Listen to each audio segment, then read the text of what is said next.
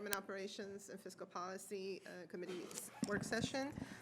So today we're going to begin our review of the county's executive bill, County Executive Bill 3-19, Administration Executive Branch, non-merit positions. This bill was introduced on February 12, 2019, and the council heard public testimony on March 5th. This bill would designate certain positions in the executive branch as non-merit positions. The bill will would create 3 new non-merit positions and convert 6 existing merit positions to non-merit positions. The merit system is a system of recruitment, selection, and advancement of employees based on an employee's abilities, knowledge, and skills. A non-merit position is an appointed position. The fiscal impact statement for the bill identifies several positions that may be abolished as a cost-saving measure, but Bill 319 itself would not abolish any positions. The council will consider the positions being abolished as part of its discussion during its consideration of the budget this spring, and if the executive has proposed abolishing those positions in his FY20 operating budget, that will be taken up at that moment. At the public hearing, council members indicated that they had several questions related to Bill 3-19, and I see in the council staff report that several questions are raised as well. And although it is an expedited bill, obviously we want to make sure that all the questions are answered, et cetera, before council acts on it. At this point, the next legislative day is March 19th. So I believe that is it Ms. Kasiri that will join us, and anybody else from the administration that can come up to the table. And I will first turn over to you, Ms. Kasiri, if you have any opening comments, and then we'll walk through the packet. Well, I'm just hoping you're going to be favorably vote on this legislation. Okay, so you, and you are prepared to answer the questions. I believe, Yes, I thought Mr. Klein was going to be here, but I guess Sorry, he he's couldn't be busy. here. Yeah, I'm representing him. Okay, so we'll turn it over to our staff, Ms. Myhill, and we also have Mr. Drummer that have worked on this packet. Yes, and you, there's also some other council staff members in the listening audience, should you have questions that they can help with as well. As you mentioned, Bill 319 would designate certain positions as non-merit in county law.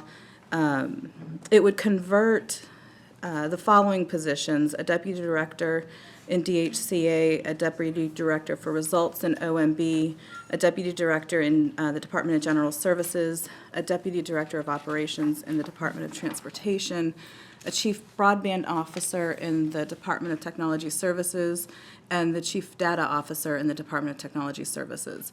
I don't want to neglect the fact that the bill also does rename one deputy director in DOT to the transportation policy officer, and those are all conversions. There are 3 new positions that are identified in Bill 319. One would be the chief labor relations officer, which you heard testimony on Tuesday, a chief digital officer in the office of the county executive, as well as a chief equity officer in the office of the county executive. As you noted, in the fiscal impact statement, the executive had indicated that the bill would abolish positions, but as you mentioned, Ms. Navarro, that's not the case. The bill itself only relates to the identifying of non-merit positions. We do have some background information starting on page 2 for your consideration. We did a quick comparison with other jurisdictions just in terms of how many non-merit positions they have compared to their workforce of merit positions. And our conclusion is that either under Bill 319 or within the existing positions that we already have, where the county would be well within the range of normal, for lack of a better word. There's quite a discussion about the fiscal impact statement. Council staff doesn't necessarily concur with the statement that was transmitted by the executive when he transmitted the bill. We don't reach the same conclusion that they do. Although the fiscal impact statement identifies how the cost of the legislation could be funded, and how the cost of the legislation is intended to be paid for, the impact of the bill is that it adds 3 positions, 3 new M1 positions. So the savings that are identified can only be achieved through subsequent reductions during the operating budget. If none of those savings are taken during the operating budget, then there's no achieved savings. So we have a disagreement with how to analyze the fiscal impact of the bill. Ms. Kasiri, do you have anything to add regarding this observation of the cost savings? We agree that the cost savings will be realized at the end of this fiscal year. And as part of budget, we are going to submit all those positions that will be abolished and even the creation where the funding is coming from. So we agree that, I think if the statement is that it's not being realized as this bill is approved, but all these savings will be realized as part of FY20 budget. Corey can maybe add more to that, how, but. Yes, Corey Orlowski with OMB. Yes, practically speaking, the bill does not abolish those positions, but our intent with this legislation is to follow up on that with 4 abolishments. Those actions would have a net savings of $750,000 if realized. All right, continue. Starting on page 3, we have raised several questions for the committee members to consider and for executive staff to respond to. Generally speaking, we have concerns with non-merit positions. We do understand the desire for flexibility, but we also believe that continuity can be very important in some of these important strategic positions. We also, just as a general matter, think that that merit positions tend to be more responsive to council concerns than non-merit positions. And also, there are 2 departments where in the departments there are 2 M1 positions, and one is going to become non-merit while one stays merit, and so we think there may be some equity issues there. And then Can you following. expound on that a little bit more? Can you explain that a little further about the equity issue? Well, just that you have two employees that are in the same position currently. One is going to then become, I mean, the person who's in the position will stay merit until that employee leaves county government, but that when a new employee comes on, then there will be in the merit position, a non-merit position instead of retaining merit status. Right, So but, it's the same level, but one will be a political appointment, whereas one would be a merit. so you're saying that there would be 2 positions, they're exactly the same, they're doing the same thing, but one is non-merit and the other one is merit? Right. I thought that the functions of the non-merit were going to be different. I thought that these were going to be brand-new positions with brand-new assignments and brand-new everything. 3 of them will be, but some of them are in, like the Department of General Services, one of the positions, there are 2 M1 positions in DGS. One of them will become a non-merit position, and there'll be a director, a deputy director of DGS, while the other one retains its merit status. How would that be handled, and why is that? That was the whole logic of proposing this legislation. So as far as the DGS, the one that is being converted to question is the one that has a much broader approach, much higher impact in the community, involved with most of our real estate and planning and other, I would say, more cross-cutting matters. The other M1 is mostly involved with internal aspect of DGS, keeping the lights on, taking care of the day-to-day things. So that was the logic used for all of these positions. Councilmember Katz. Thank you very much, Madam Chair. My concern, first of all, I do have some concerns if you have 2 exact same positions, that one would be merit and one wouldn't. I understand if you're going to change them, why that would make sense. But if it's 2 exact positions, I have concerns with that. But I'm also concerned, it's my understanding, and please correct me if I'm wrong, that everyone that would be converted over to a non-merit position would remain merit if they're one the employed right now until they would leave the position. So when they were hired knowing it was a merit position and they'd be staying with that. I believe that's correct. But there's one person that was hired who's now probationary. and was hired saying, by the way, we'd like to hire you for a merit position. And now you're suggesting that it be changed over to a non-merit while that person is on a probationary status.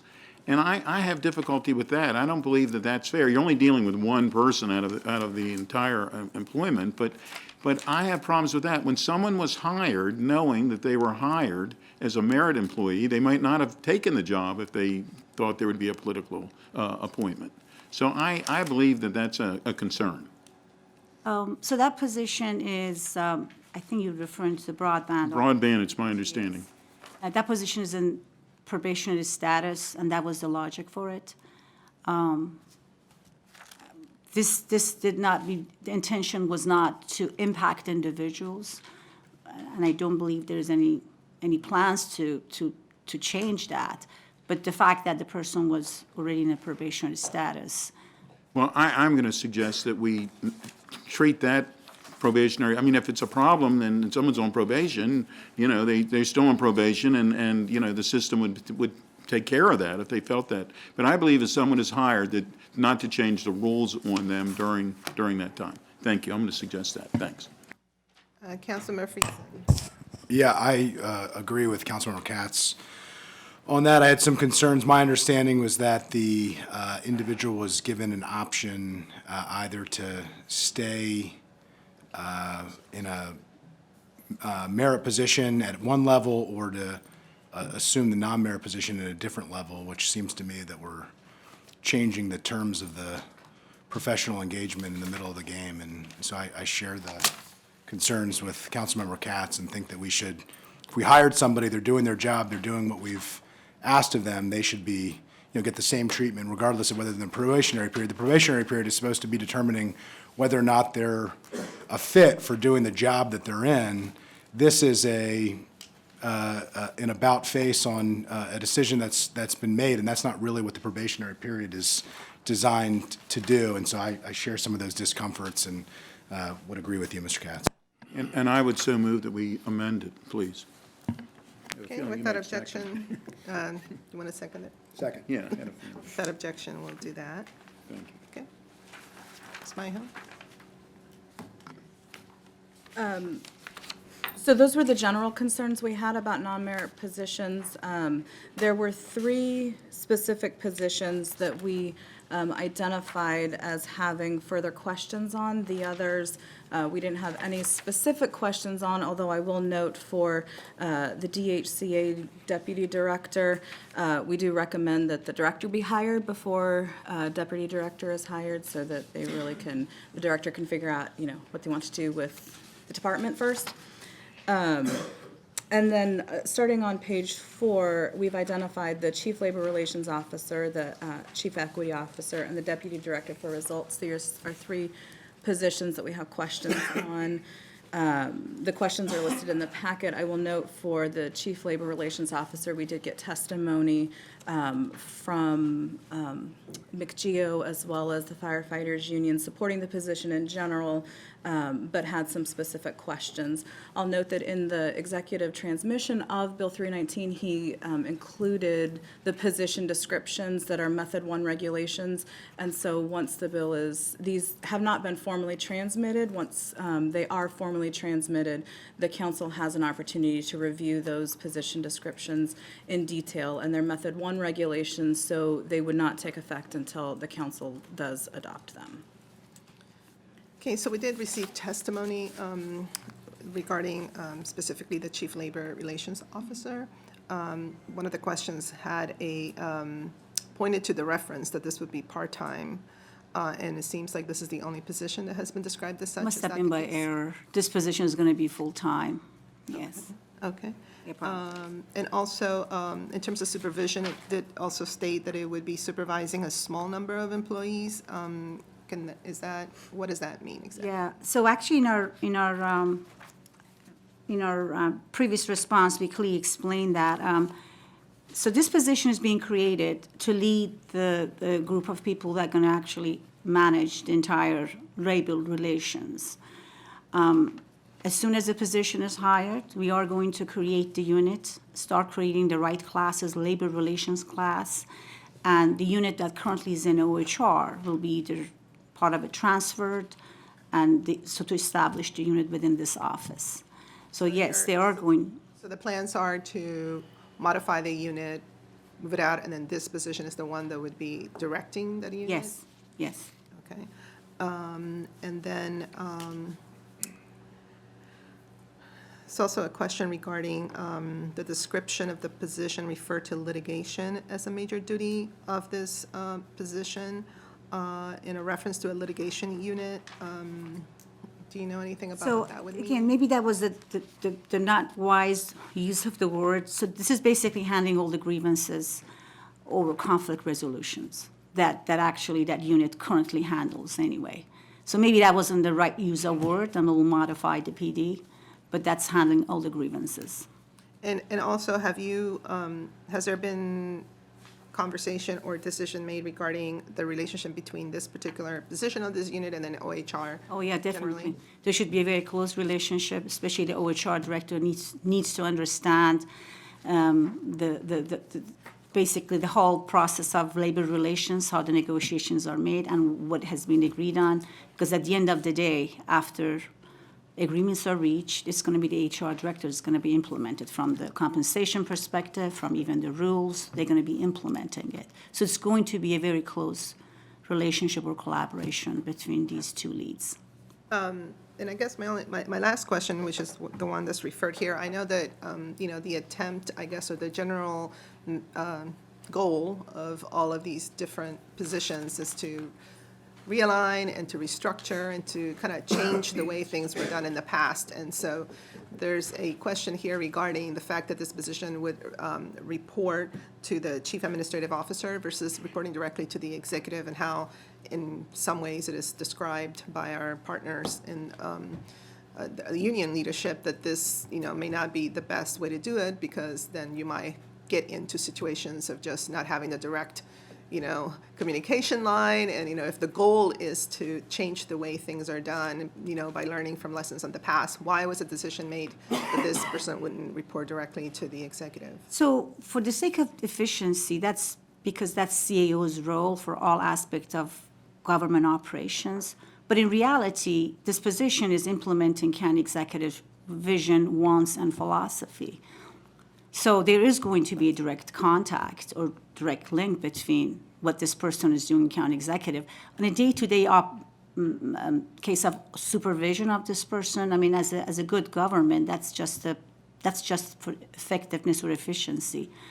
But this person is going to be leading and implementing county executive's vision and wants and philosophy on labor union relations and negotiations. Okay. Councilmember Friedson.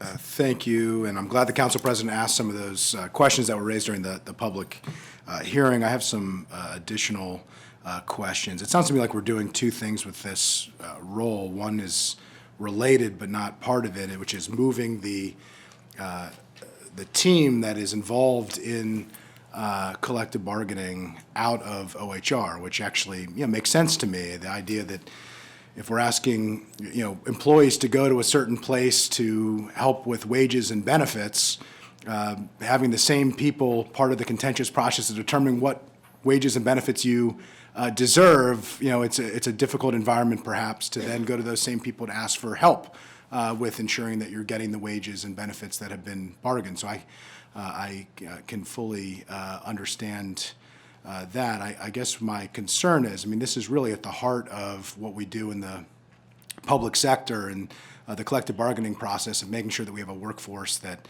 functions properly. And I have a little bit of concern about whether or not we're further politicizing what already, unfortunately is a somewhat political process. And I'm not sure if you have thoughts on that, of whether there are concerns.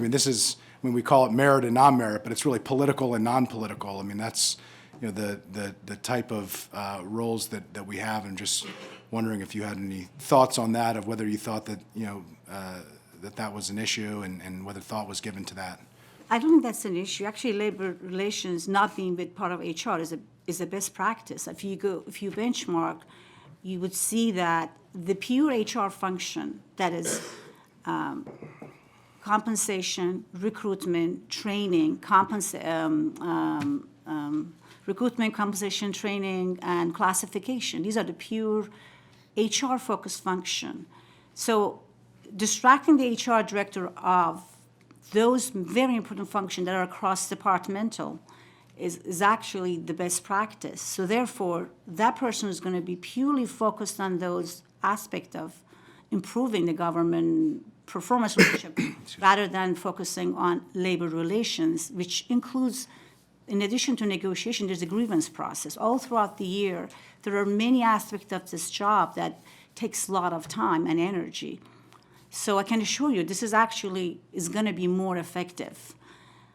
But that's the part of it that I was saying in the beginning. Like, I totally understand and get that part, which is a best practice of moving out this aspect, allowing HR to be the place where an employee can go to for help and for support to ensure that he or she is getting the benefits, the wages, the training, the support that he or she needs.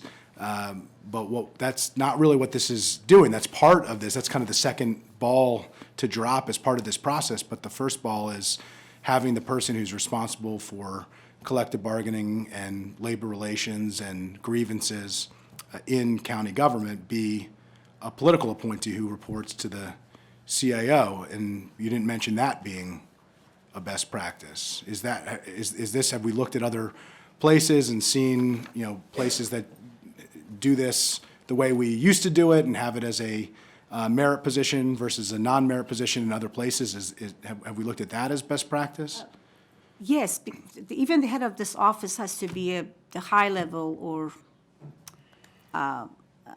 knowledgeable enough and high level to be able to manage this. So I guess if you're talking about the difference between having this position to be a merit versus non-merit, I think that's what you're referring to. We believe that the non-merit is, for all the reasons we've given for the other non-merit position, is the best approach. This is a high function or a high impact area. So having that flexibility, we believe that is a better option than having a merit employee, a person that could be here for next 30 years because things could change. Okay, and what is the problem that the administration sees in the current collective bargaining process that we're solving by making that change? First of all, bringing more focus, because labor force, these are the greatest asset we have are our employees. So we believe there are issues. There are these unnecessary conflicts. Our grievance process is long. That shouldn't be. The paperwork gets done is long. There's some lack of possibly understanding or misunderstanding of the rules. So some of the managers needs to understand the rules. So we are trying to bring more focus. We are trying to, even with creating this unit, we are going to create positions that are actually labor relation-based skill set rather than HR specialists. So that's going to bring more focus to be more effective in how we are managing this. And of course, we are going to have someone to lead this office, that possibly has a more approach in the collaborative process to deal with our labor relations matters and our partners. So we believe that's going to make it a much better approach.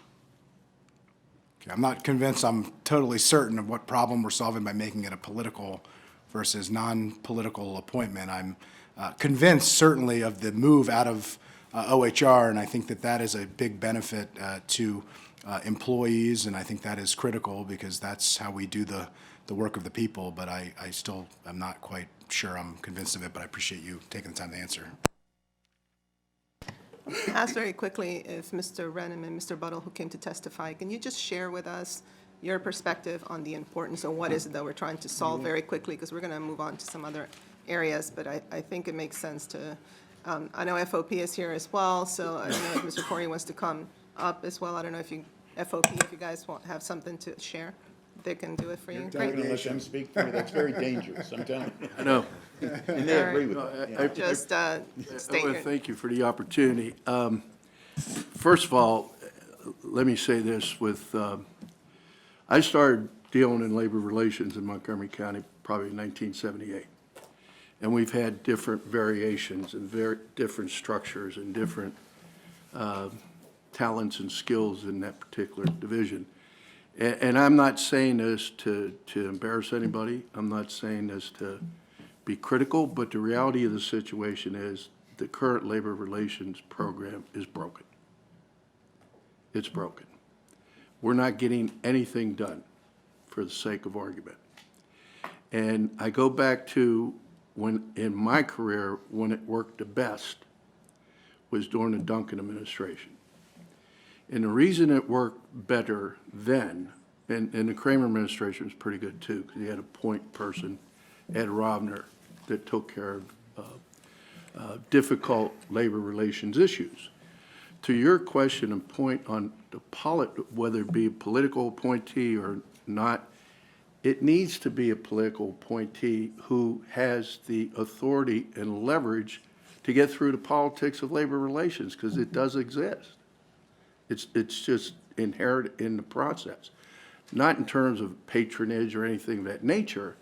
At the end of the day, the only person that can demand that we have a functioning labor relations program is the executive, period.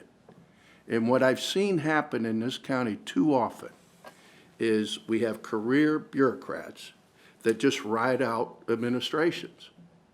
And their allegiance is, quite frankly, to self-preservation. I've seen it time and time and time again. And unless you have a person that is going to understand, accept, and appreciate and carry out the vision of the elected official, who ultimately is the person responsible to run this government with your oversight and input, we're not going to fix anything. Now, on the point of what we're trying to fix is, we're trying to fix a broken system. And our questions go to the heart of that. It has to be properly staffed. It's woefully understaffed currently. The people in there have to be trained and experienced in dealing with unions, dealing with the collective bargaining agreements, and all the dozens and dozens of laws that impact federal and state that impact labor relations. People think that we go to the bargaining table and then everything's okay. No, everything's not okay. All three unions deal with dozens and dozens of labor relations issues across this government every day, all day. And we got a lot of work to do to get where we need to be, because we're not even close. So if you will accept for a moment that the taxpayers, 80% of taxpayers' investment goes towards the maintaining of a workforce, okay, then we have to understand that we have to have a vibrant, collaborative, productive labor relations program to protect that investment. It's our biggest expenditure. And I could tell you for the last 12 years, we have not had that. That goes to the importance of the position and the difference between a merit and non-merit person running the department. I don't know if that's helpful. Yes, you can answer the call.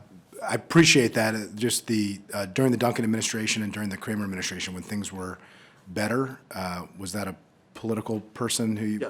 Yes. Ed Rovner was a special assistant to the executive.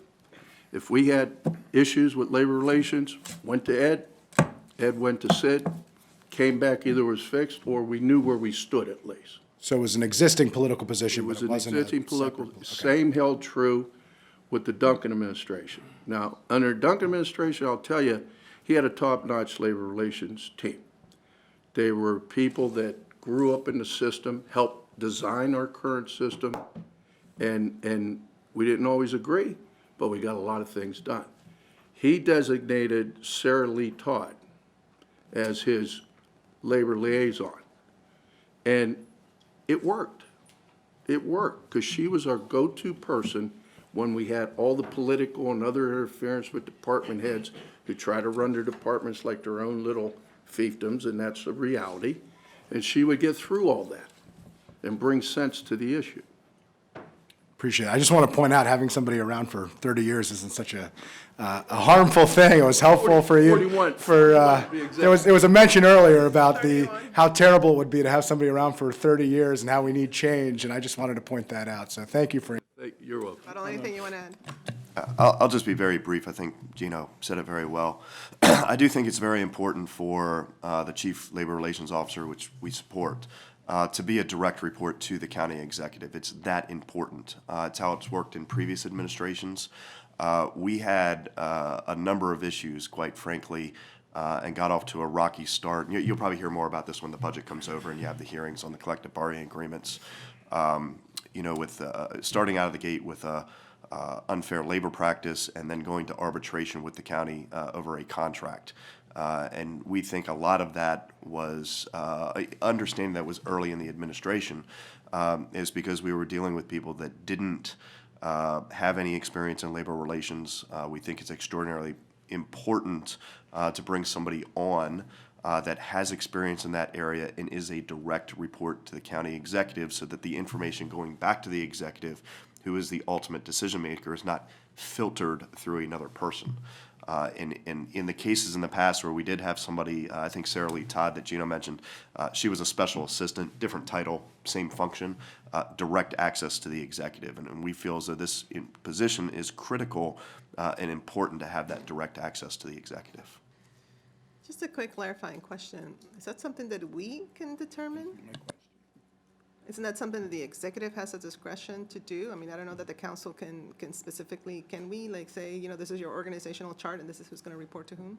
Or can we? I don't know. Yes. We can?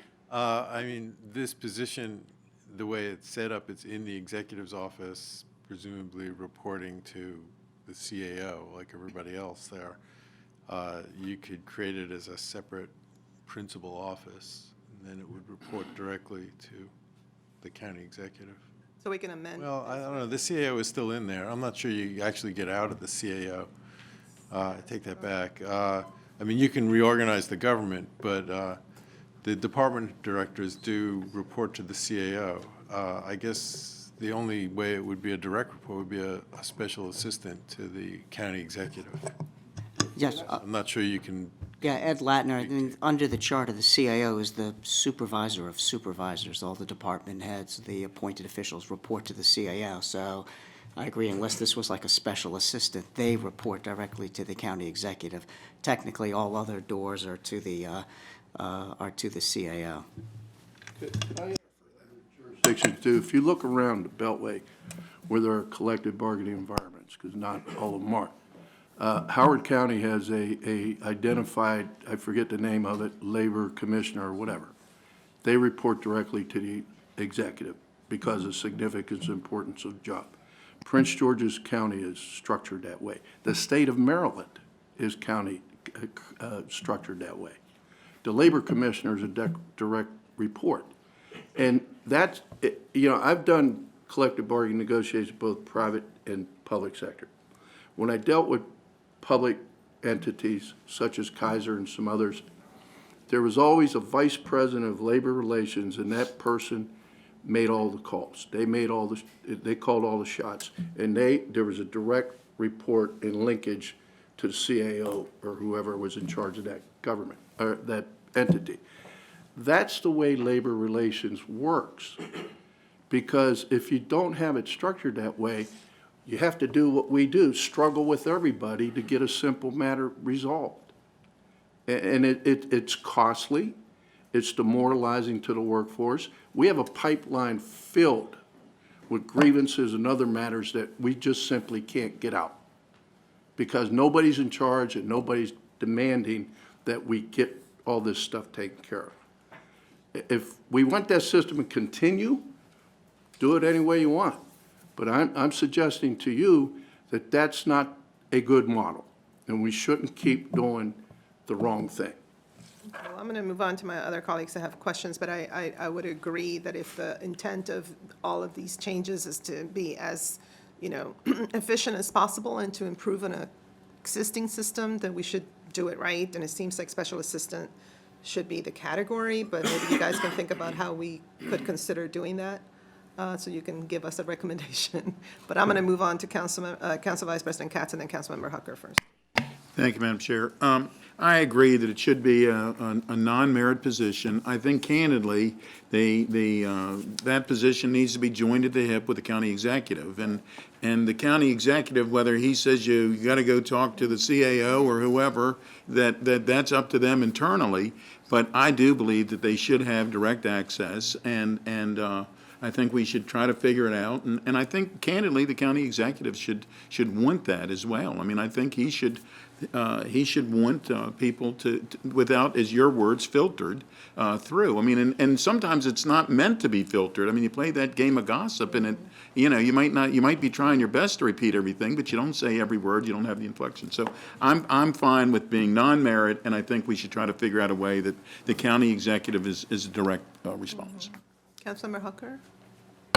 Thank you, Madam Chair. Kudos on leading the way on cutting our heating bills. Just aim to help. We're giving it as much hot air as we can.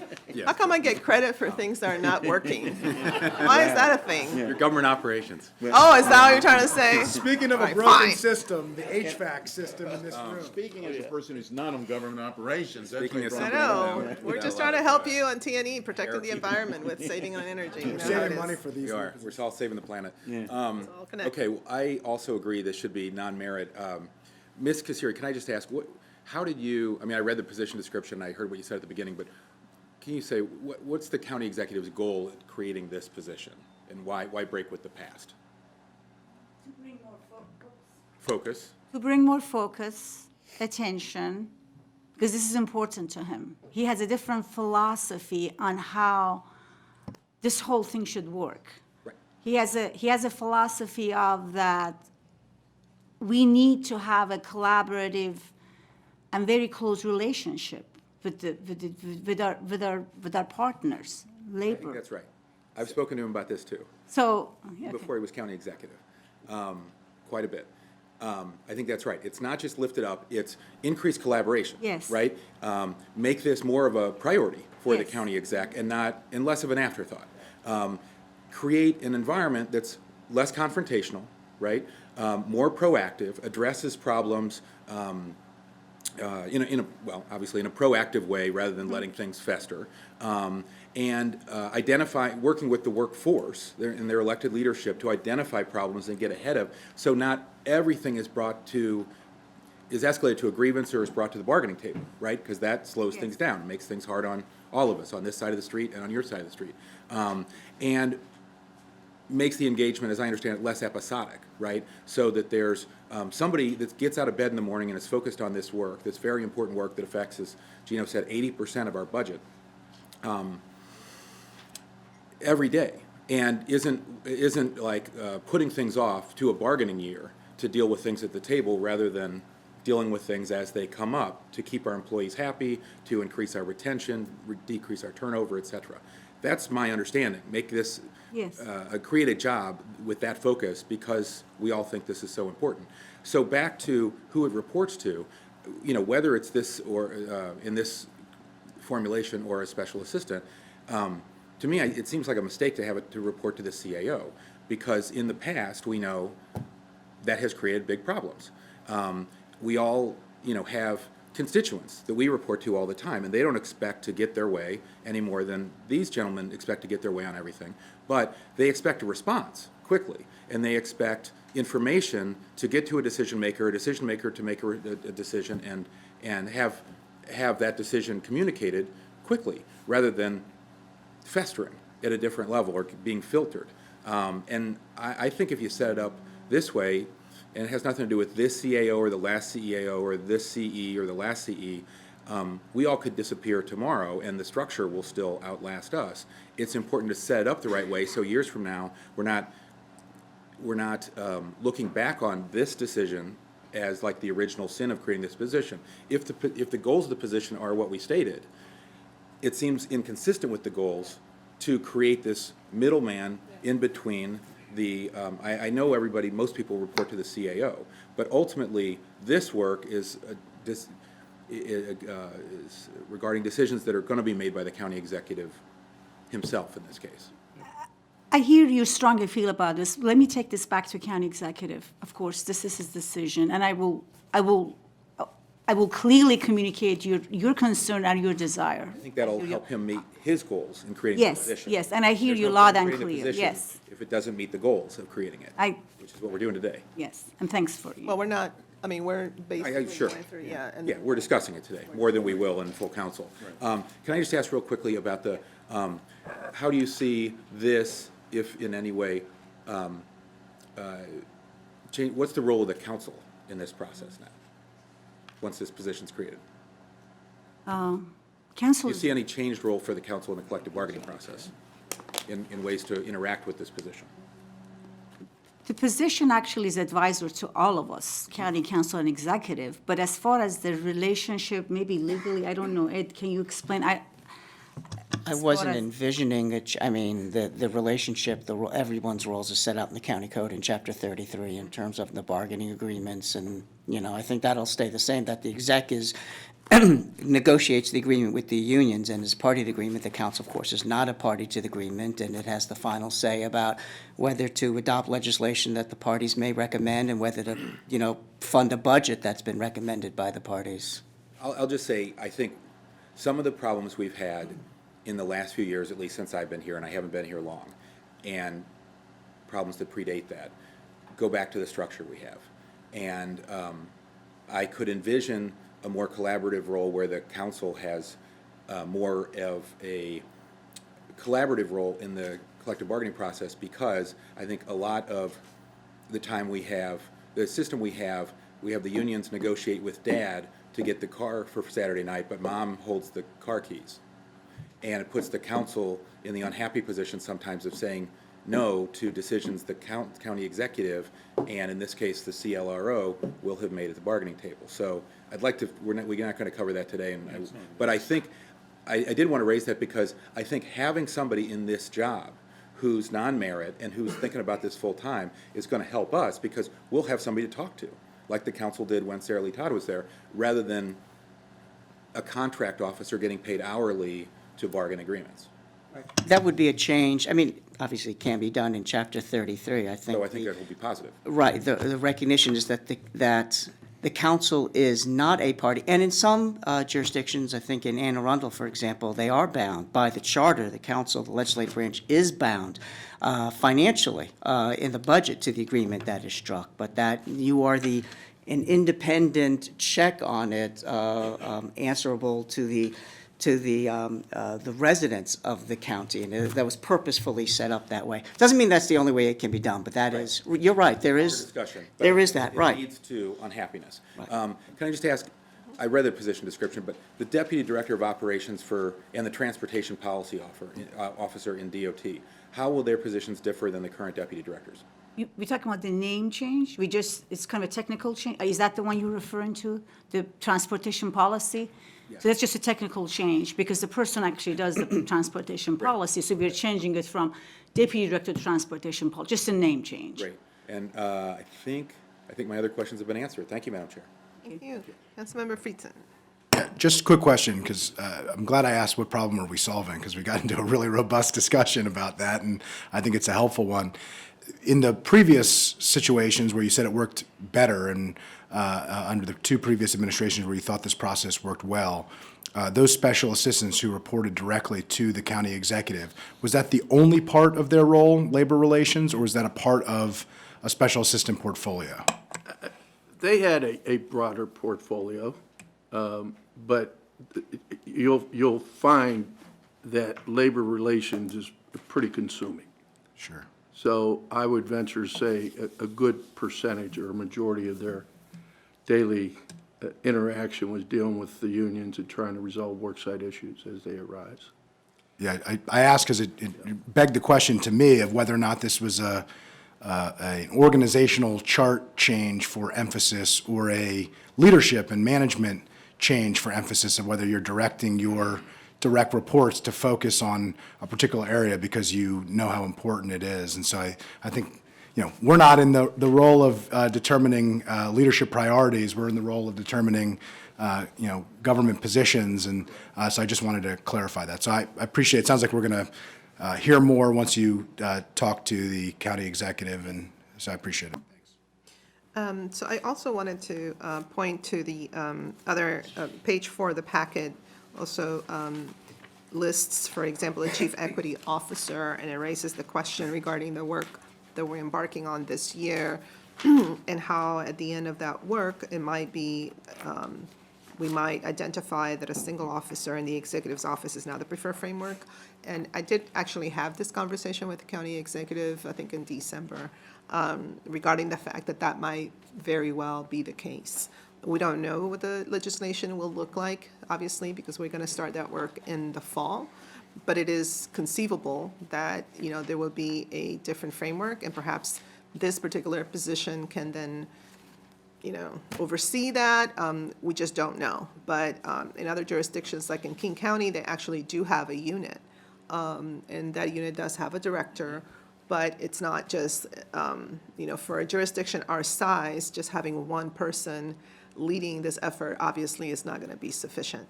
But then having this person help with the work that we're going to do this year, and facilitate that and coordinate that, would be very useful. But I just want that to be on the record, because, there was sort of the conversation about, should we wait until the work is done, which obviously would be at the end of this year, and then think about it. And what I received in response was that this person could actually right now help with the coordination, the facilitation of the work we're gonna, we're engaging in to adopt this piece of legislation, understanding that it might look very different after we vote on the piece of legislation in the fall.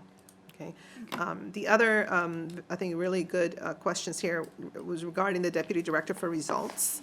And I was just curious, some of the questions in the packet, I think, are really good ones regarding how is this position different from, or how would it complement the work of County Stat Office? And also, should County Stat Office be moved to the offices of OMB? Will this position manage staff to assist with an analytical mission, but also budget, tasks, et cetera? So can you tell us a little bit more about how that will interact, or? So the position in OMB is going to be mostly focused on helping the director to implement the result-based budgeting, which of course it has some component of performance. County Stat Office is managing all aspect of performance, helping departments to develop the headline performance measures, implementing that. In addition, as you may know, we're going to have the innovation manager is going to be within the County Stat Office as well. When we start our lean process, that's going to be included in that function also. So we see these as actually complementary. The OMB's position and county stat, so they are complementary. They're going to work very closely together, but definitely the OMB position is going to be heavily involved with result-based budgeting and outcome results for all the measures that we're going to develop for the department. So we see them as a complementary, not. Would this, is the vision that this particular position would only look, for example, at results and data, or would they also do analysis with that data, or what could be best practices or other types of interventions that would yield better results? Is that Yes. part of it? Yes, it's all management and budget. Yes, that's correct. Okay, thank you. Councilmember Katz, did you have your light on? no. Okay.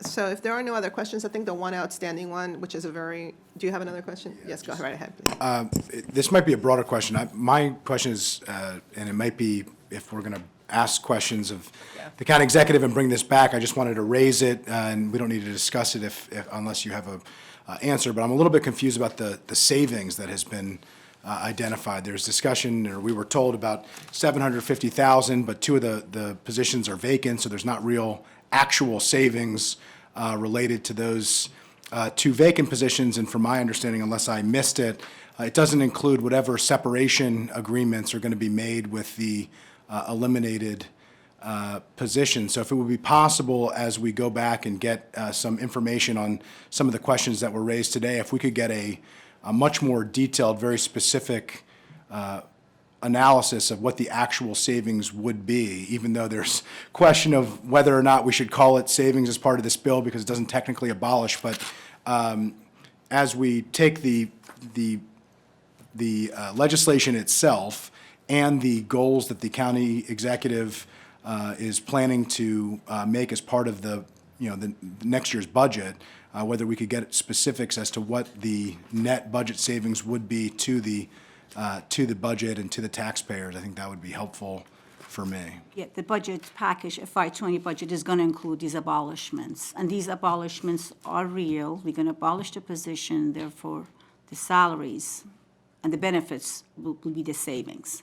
Right, but presumably, it also is going to include separation agreements or whatever is going to be provided to the folks who are leaving their position, and it's not going to include, in real dollars at least, savings for positions that haven't been filled, and it'd be interesting to know how long have those positions not been filled. So, what I'm looking for is just the actual math of here is exactly where we are today of what we're spending after this entire process unfolds. Here's how much money is going to be needed in order to invest in the net change of these new positions after you pay out separation agreements and any other process. I think there's been there hasn't always been transparency on separation agreements and how that works, and so I just want to make sure as a council that we're very clear of what the net result of this is all going to be so that we can, both as representatives of the public, but just for the sake of the public and of transparency, of knowing, okay, here's exactly what it is, because it isn't 750,000 when you actually run the true numbers, which it's not a criticism, it's just a functional reality. And so it'd just be helpful to get what that actual number is. We will actually get you, and just for clarification, all the abolished positions, when we say either vacant, of course, or filled, are funded positions. So when we talk about abolishing a position, we are abolishing a funded position. Otherwise, it wouldn't be a savings. It's obvious. I also, So- I assume also that we will have a lot more clarity on the 15th, which is about a week from now. Yes. When we get the budget. Yes. And most likely, we will have a little more Yes. clarity, I guess. And I mean, the next legislative day for us is the 19th, so we will not be taking, a council position on it, vote on the bill into the 19th. So I guess if you can tease that out so that we can have that as a committee, that would be really useful. Thank you. Because there are very good points that many of us really did want to know. The last thing also, I just realized, was one more question, and it was the Chief Digital Officer. And if you could also explain a little bit more, like what would be the function and why is it not in DTS? And if it isn't, why, what are going to be the... So that was intentional, not to be in detail. This is more of a cross-departmental to focus on this forward-looking technology, innovation. This is, again, digital-related innovation, even risk-based digital. Right now, risk in the area of, I guess, digital area is high. This is regarding to cybersecurity. Being able to collaboratively or cross-departmental try to find even areas of efficiency, effectiveness, kind of being almost advisor on all the IT matters. The world is changing. I mean, technology is a great enabler, but having someone that has a more broad view, cross-departmental, helping advising the county executive and county council on these high-level issues, we think that's important. I appreciate that, because the GO committee obviously has, jurisdiction over technology, and I think that there have been some, frustration on who is in charge of the visioning as well as figuring out how we can stay ahead of, innovation and also efficiencies. But of course, at the same time, I feel like there definitely has to be some kind of very direct interaction with ETS because the budget for technology is so vast. And also the ITPCC, I think it's another body that Yes. needs to also, I think, integrate nicely with this position to, because they've been doing some really great things, and this I could agree. definitely boost their task as well. So I do appreciate the, thinking differently about And actually, job position description mentions ITPCC Right. and DTS as one of the main partners. Right. Thank you. Okay, so we'll, so we will get clarification regarding the labor relations position, and I think the interest of the committee is that it should, report directly to the executive. I think this is what we would want to do. Obviously, we want first the executive to let us know, but also maybe we can start exploring how, if the committee wants to move ahead, also what would be the way that could occur. And then we'll come back, I think we do have a GO. We'll look at the calendar, but it shouldn't take that long to get it all done. All right. Thank you. Thank you very much, everybody. I believe we're adjourned. Thank you.